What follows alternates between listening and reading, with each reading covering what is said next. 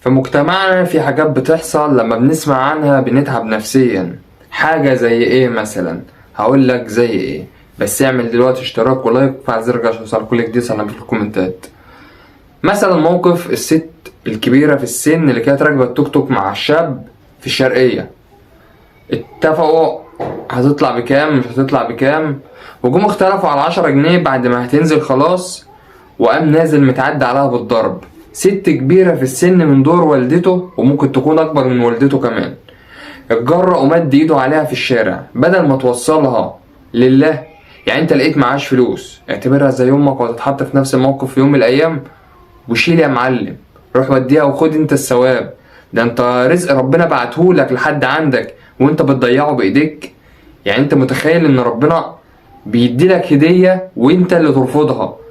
اوعوا تزعلوا من الحاجات اللي زي دي. لما تكون في شغل او تكون في حاجة وتلاقي حد على قد حاله بيطلب منك مساعدة، اوعى تتخلى عنه، ساعده، لان ده رزق ربنا اداهولك في الوقت ده. الله اعلم انت ايه اللي هيحصل معاك او كان مقدر لك ايه، والشخص ده هو كان سبب تغيير القدر بتاعك، لان الدعاء ساعات بيغير القدر. فالله اعلم هيدعي لك يقول لك ايه. انت رايح في مشوار ومستعجل وحد طلب منك انك تقف 5 دقايق 10 دقايق معاه في حاجه، تزق العربيه معاه مثلا، عطلان ومعاه زوجته واولاده صغيرين وفي طريق مقطوع. كل الحاجات دي حطها في دماغك ان انت هتحط في يوم من الايام في نفس الموقف.